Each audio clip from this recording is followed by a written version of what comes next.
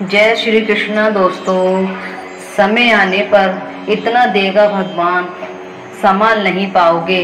भगवान पर भरोसा रखो, वो सबकी सुनता है। विश्वास के बिना कोई रिश्ता ज़्यादा समय टिक नहीं सकता। आदमी जन्म से महान नहीं होता है, अपने कर्मों से महान बनता है। किसी के बातों में रहकर आप बुरे कर्म मत करना। कहा गया है कि बुरे कर्म का फल बुरा ही होता है, अच्छे कर्मों का फल अच्छा मिलता है। आप अर्जुन को कृष्ण जी ने महाभारत के दौरान बहुत बातों की ज्ञान कराया था, जिससे आपको पता चलेगा कि उन्हें कितनी बार कितनी स्टोरी ऐसी हैं जो आपको बताती हैं कि कर्म करो, फल की इच्छा मत करो। भगवान सबकी सुनता है, किसी की जल्दी और किसी की देर से। दोस्तों, आज मैं आपको इस वीडियो में बताऊंगी, भगवान पर भरोसा रखो, सबकी सुनेगा। दोस्तों, प्लीज़ मेरी वीडियो को लाइक करो, सब्सक्राइब करो, ताकि आगे की आपको जानकारी मैं आप लोगों तक पहुंचाती रहूं। ऐसी मोटिवेशनल बातें या जो भी हमारे प्रेरणादायक स्टोरी होती हैं वो मैं आप तक पहुंचाती रहूं। आपने बहुत से बार देखा होगा और महसूस भी किया होगा कि आप किसी भी मुश्किल या मुसीबत में फंसे हुए हैं और उस मुश्किल या मुसीबत से निकलने का कोई रास्ता नहीं दिखाई दे रहा। उस वक्त हिम्मत आने वाले होती है या लगभग हार चुके होते हैं, और उसी स्थिति में आप सभी देवी देवताओं और भगवान खुदा को याद आ जाते हो और करते रहते हो कि हे खुदा, हे भगवान, हमें इस नैया से पार लगा दे। जब आप बिल्कुल टूटकर बिखरने वाले होते हो, तभी कोई व्यक्ति, कोई ना कोई आशा की एक किरण आपकी जिंदगी में आती है और आपको उस मुश्किल और उस मुसीबत से निकाल देती है। दोस्तों, भगवान तो साक्षात आ नहीं सकते, वो हमें कोई ना कोई माध्यम के द्वारा हमें आगे प्रेरित करते हैं और हमारी रक्षा करते हैं।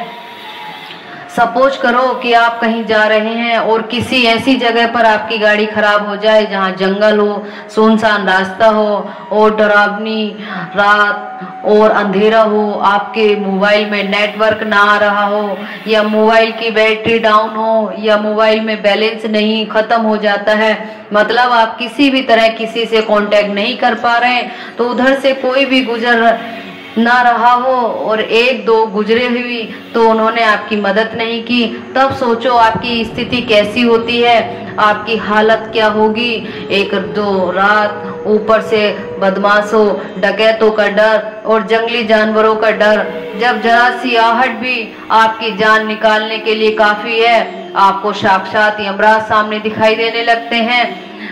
भगवान, खुदा, ईश्वर सभी एक साथ याद आने लगते हैं और जुआ पर सिर्फ एक नाम होता है कि हे मालिक, हे मेरे भगवान, बस मुझे एक बार इस मुश्किल से निकालकर सही सलामत घर पहुंचा दे।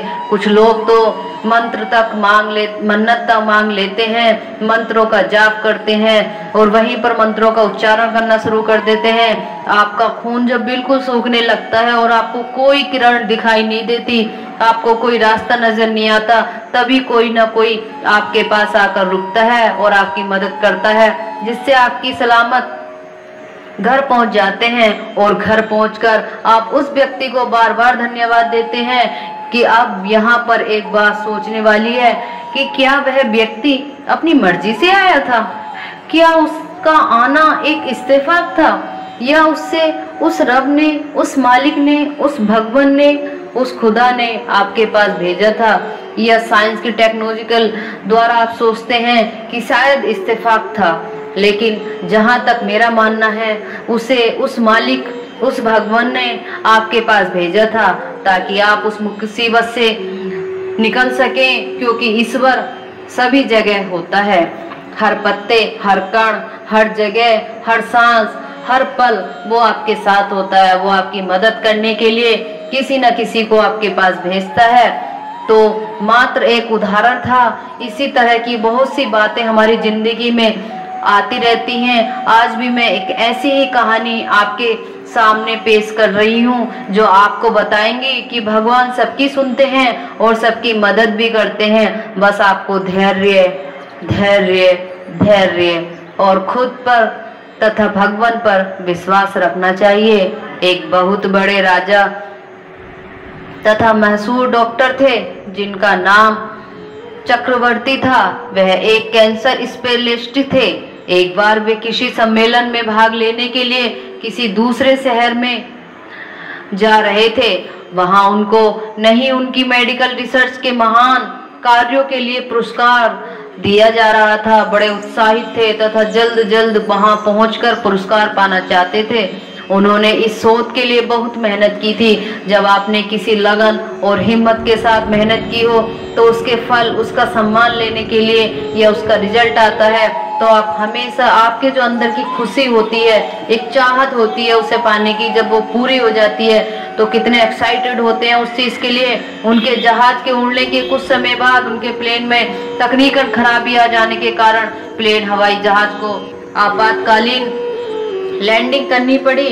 दूसरी फ्लाइट कई घंटे लेट थी। डॉक्टर को लगा कि वे अपने सम्मेलन में नहीं पहुंच पाएंगे, इसलिए वह प्लेन के उतरे और उन्होंने स्थानीय लोगों से सम्मेलन तक का रास्ता पता किया और एक टैक्सी किराए पर ली। पर उनको टैक्सी तो मिली लेकिन बिना ड्राइवर के, इसलिए उन्होंने खुद ही टैक्सी चलाने का निर्णय किया। जैसे ही उनका यात्रा शुरू की, कुछ देर बाद बहुत तेज आंधी तूफान शुरू हो जाता है। रास्ता लगभग दिखना बंद हो गया, जिसकी वजह से वे गलत रास्ते पर मुड़ गए। लगभग 2, 4, 6 घंटे भटकने के बाद उनको समझ आ गया कि वे रास्ता भटक गए हैं। थक तो वे गए थे लेकिन भूख से व्याकुल हो उठे और जोर शोर से लगी उनको भूख। उस सुनसान सड़क पर भोजन की तलाश में वे गाड़ी इधर उधर चलाने लगे। कुछ दूरी पर उनको एक पुराना सा मकान दिखाई दिया। उन्होंने मकान को देखकर उनके जीवन में, उनके अंदर जो एक खुशी हुई, वो वहां पहुंचे। उन्होंने बिल्कुल मकान के नजदीक अपनी गाड़ी रोकी, परेशानी से होकर गाड़ी से उतरे और उस छोटे से मकान पर का दरवाजा खटखटाया। एक स्त्री ने दरवाजा खोला। डॉक्टर ने उन्हें अपनी स्थिति बताई और एक फोन करने की इजाजत मांगी, लेकिन स्त्री इतनी गरीब थी कि उसके पास कोई फोन नहीं था।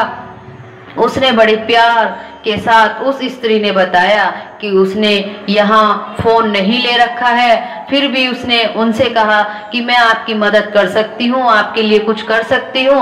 आप अंदर आइए और चाय पी लीजिए, थोड़ा आराम कीजिए, मौसम थोड़ा ठीक हो जाने पर आप जा सकते हैं। भूखे और थके हुए डॉक्टर के तुरंत हामी भर दी, क्योंकि वो बहुत परेशान थे। उनके पास कोई और उम्मीद की किरण नहीं थी। उस औरत ने उन्हें बिठाया और बड़ा सम्मान आदर के साथ अतिथि की तरह चाय दी। वह कुछ खाने को भी दिया। साथ ही उसने कहा कि आइए, खाने से पहले हमें भगवान से प्रार्थना करें और उनका धन्यवाद दें। डॉक्टर उस स्त्री की बात सुनकर मुस्कुरा दिए और बोले, मैं इन बातों पर विश्वास नहीं करता हूँ, मैं मेहनत पर विश्वास करता हूँ। मैं आपकी प्रार्थना कर लीजिए, मैं नहीं कर पाऊंगा क्योंकि मैं कर्मों पर फल लेने वाला इंसान हूँ। मुझे कर्म करना अच्छा लगता है। कठिन मेहनत ही, परिश्रम ही हमारी सफलता का कारण होती है। अगर हम कर्म करेंगे तभी हमें फल मिलता है। चाय पीते हुए डॉक्टर उस स्त्री को देखने लगे जो अपने छोटे से बच्चे के साथ प्रार्थना कर रही थी। उसने कई प्रकार की प्रार्थनाएं की। डॉक्टर को लग रहा कि हो ना हो, इस स्त्री तो कुछ समय है। जैसे ही वह औरत अपने पूजा के स्थान से उठी तो डॉक्टर ने पूछा, आपको भगवान से क्या चाहिए? ऐसा क्या मांग रही हैं आप जो इतनी प्रार्थना करती हैं? और आपके मन में ऐसा क्या है जो भगवान आपको दे नहीं पाए और आप लेना चाहती हैं? क्या आपको लगता है कि भगवान आपकी प्रार्थना सुनते हैं और वो आपको देंगे? आपको विश्वास है? उस औरत ने धीमी उदासी भरी मुस्कुराहट के साथ कहा, हाँ, मेरा लड़का है और इसको कैंसर है। इसका इलाज मार्क नाम के एक डॉक्टर कर सकते हैं, लेकिन मेरे पास इतने पैसे नहीं हैं मैं उनके पास, उनके शहर जा सकूं, क्योंकि वे दूर किसी शहर में रहते हैं। यह सच है कि भगवान ने अभी तक मेरी किसी प्रार्थना का जवाब नहीं दिया, लेकिन मुझे विश्वास है कि भगवान एक ना एक दिन कोई रास्ता बना ही देंगे। वे मेरा विश्वास टूटने नहीं देंगे। वे अवश्य ही मेरे बच्चे का इलाज डॉक्टर से करवाकर इसे स्वस्थ कर देंगे। डॉक्टर की यह बात सुनकर बिल्कुल अवाक रह गए।